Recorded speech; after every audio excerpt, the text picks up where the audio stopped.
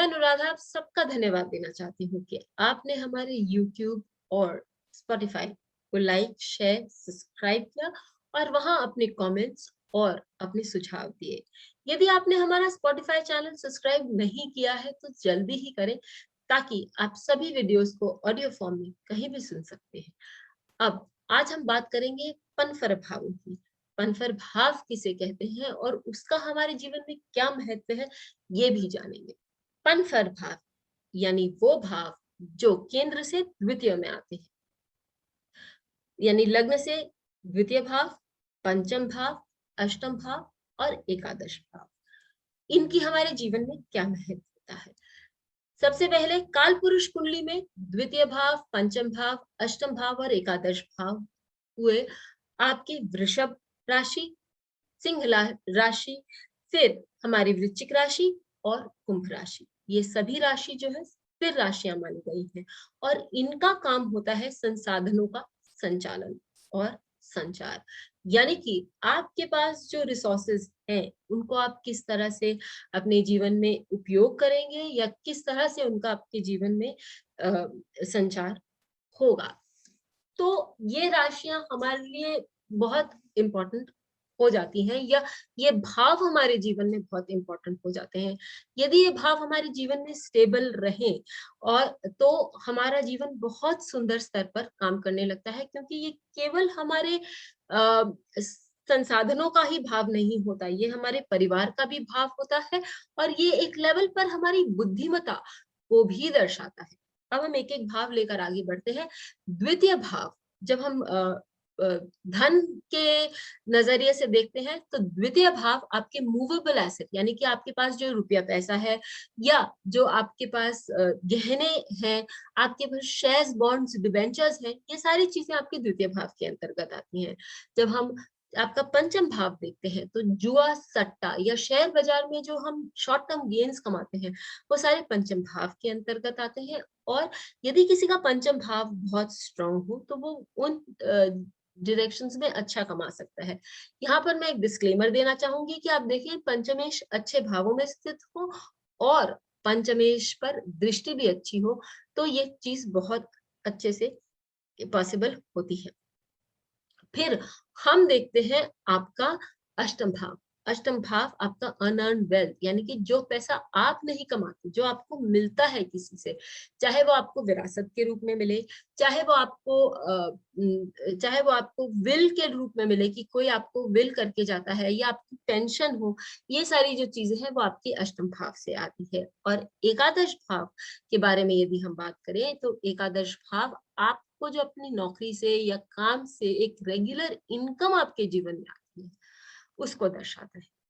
अब हम बात कर लेते हैं कि परिवार की दृष्टिकोण से, जिससे हम एक और जो हमारे जीवन का फैक्टर है, धन तो हमारे जीवन का स्टेबलाइजिंग फैक्टर होता ही है, क्योंकि धन के बिना कुछ नहीं होता, लेकिन परिवार का भी यदि साथ हो व्यक्ति को तो वो व्यक्ति बहुत ऊंचा जाता है। कैसे? क्योंकि यदि अष्टम द्वितीय भाव को देखें तो वो परिवार बताता है जिसमें हमारा जन्म हुआ है और जो जिनसे हमें संस्कार मिले हैं, वैल्यूज मिले हैं, ताकि हम उनको लेकर आगे बड़े हो सकें और खूब अच्छा काम जीवन में कर सकें। पंचम भाव आपके दादा दादी को बताता है, नाना नानी को बताता है, बड़ों को, पूर्वजों को बताता है और साथ ही आपके गुरु या प्रिसेप्टर्स के बारे में भी बताता है। पंचम भाव आपके दोस्तों को भी बताता है, क्योंकि वो तृतीय भाव से तृतीय भाव है, बंधुओं को बताता है। तो आप और आपको एक प्लेटफॉर्म देता है आपको सेलिब्रिटी बनने की, एक कि जो आपकी यदि मन में कोई चाह है तो वो भी पूरी करता है। अष्टम भाव आपके ससुराल वालों को बताता है। यदि ससुराल वालों का आपके जीवन में सहयोग अच्छा है तो आपका अष्टम भाव बहुत स्टेबल है, क्योंकि द्वितीय भाव आपके पति या पत्नी के धन को भी बताता है। तो ये स्टेबल होने के कारण जीवन में बहुत हद तक मनुष्य की स्टेबलनेस आती है। एकादश भाव आप जिन सोशल सर्कल्स में घूमते हैं, आप जिन सोसाइटीज में काम करते हैं और एक नाम कमाते हैं समाज में, तो उसको बताता है। साथ ही आपके स्पाउस एंड चाइल्ड यानी पति या पत्नी और बच्चों को भी बताता है। ये सारी चीजें हमने देखी उस दृष्टिकोण से, परिवार की दृष्टिकोण से। अब आए कुछ बात हम पनफर भावों के बारे में जाने। पनफर भावों का काम क्या है और वो क्या करते हैं, ये हमने जाना। ये भी मैंने आप लोगों को बताया कि ये स्थिर भावों की तरह काम करते हैं, क्योंकि काल पुरुष कुंडली में ये स्थिर भावों का रूप लेते हैं। साथ ही स्थिर भावों का काम है मेंटेनेंस। तो जीवन में एक तरह का निरंतर अच्छे से मतलब बिना रुके या बिना किसी प्रॉब्लम के यदि एक स्मूथ फ्लो बनना है, तो आपका ये पंथर भाव ये अच्छे होने चाहिए। पंथर भावों के जो स्वामी है इन पर शुभ दृष्टि होनी चाहिए और ये अच्छे घरों में बैठे रहनी चाहिए। फिर सबसे जो स्ट्रॉन्गेस्ट होता है वो पंचम भाव होता है। पंचम भाव आपके लिए पूर्व पुण्य तो दिखाता ही है, आपके बड़ों को दिखाता है और साथ ही आपका लक्ष्य बताता है। तो स्ट्रॉन्गेस्ट जो भाव है वो पंचम, उसके बाद एकादश, ताकि आपको एक स्टडी इनकम बनी रहे। द्वितीय भाव, क्योंकि एकादश भाव यदि स्टडी इनकम देता रहेगा तो आपके पास खर्च करने के लिए पैसे, गहने आदि बनते रहेंगे। और अष्टम भाव, फिर सबसे लास्ट में अष्टम भाव आता है। जैसे मैंने आप लोगों को बताया कि पंचम द्वितीय भाव आपके पर्सनल फाइनेंसेस को बताता है, पंचम भाव आपको जुआ सट्टा शेयर बाजार आदि से जो इनकम होती है उसके बारे में बताता है, अष्टम भाव आपको जो विरासत में प्राप्त होता है या जो हम कहें कि आपको इंश्योरेंस मनी है, ये सब चीजें हैं उनसे जो मिलता है वो भाव बताता है। और एकादश भाव आपकी स्टडी इनकम को बताता है। फिर जैसा मैंने आप लोगों को बताया था कि ये जो 2, 5, 8, 11 भाव हैं वो आपकी इंटेलिजेंस को भी बताते हैं। इंटेलिजेंस किसको, किस तरह से, जब आप बात करते हैं जनरली लोग ये बोलते हैं कि देखो कहीं मुंह मत खोलना, मुंह खोलने से आपकी सच्चाई मालूम पड़ जाएगी। जी हाँ, आपके अंदर कितना आप कितना जानते हैं और आप कितना समझ सकते हैं वो आपके लोगों से बात करने में भी दर्शाया जा सकता है। तो ये द्वितीय भाव उस वाक शक्ति के अनुसार आपको वो बताता है कि आपको कितना मालूम है और आप किस तरह से अपनी बात को सामने लोगों के रखते हैं। पंचम भाव जो है वो आपकी बुद्धिमत्ता को बताता है। हमें ये नहीं भूलना चाहिए कि कॉम्पिटिशन्स का भाव भी पंचम भाव है और आप यदि बुद्धिमान होंगे तभी उन कॉम्पिटिशन्स को जीतने में आप सक्षम होंगे। अष्टम भाव आपको ये क्षमता देता है कि आप दूसरों का या दूसरों के बारे में आराम से जानकारी प्राप्त करें या उन चीजों के बारे में जानकारी प्राप्त करें जो हर किसी के लिए समझना या देखना या जान पाना संभव नहीं है। तो अष्टम भाव का जो एक इंसाइट या इंट्यूशन है वो भी आपको एक इंटेलिजेंट व्यक्ति बनाता है। और एकादश भाव हम जानते हैं कि एकादश भाव जो है वो डिस्कवरीज का भाव है।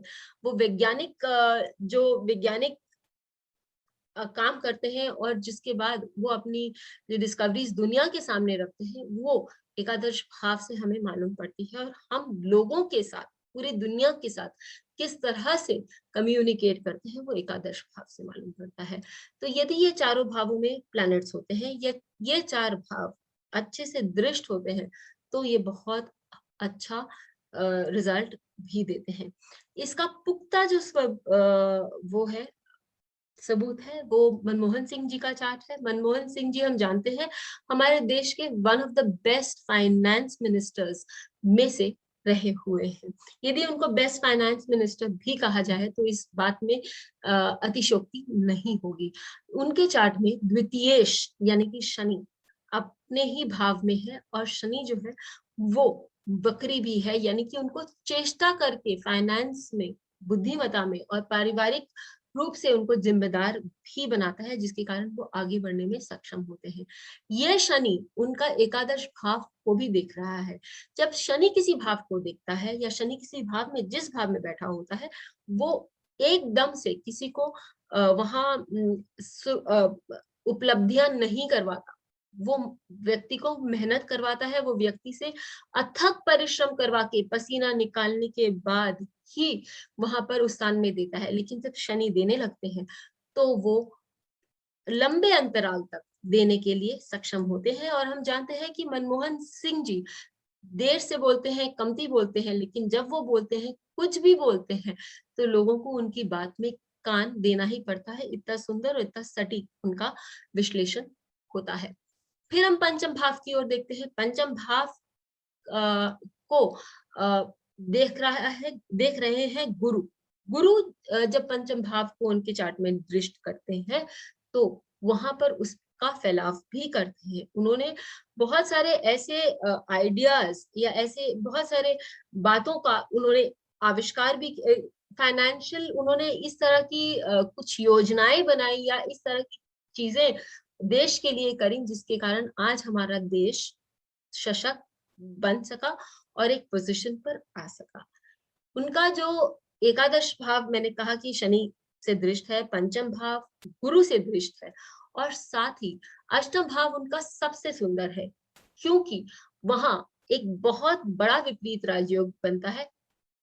द्वादश भाव का स्वामी, फिर षष्ठम भाव का स्वामी और अष्टमेश खुद वहां बैठे हैं जिसके कारण उनकी जो एक इंसाइट थी या दूरदर्शिता थी फाइनेंस को लेकर वो अतुलनीय थी और उसके कारण वो उन्होंने देश को एक बहुत ही कठिन पीरियड से निकालकर एक सुनहरे पीरियड में लाने की कोशिश भी करी और जिसमें वो कामयाब भी रहे।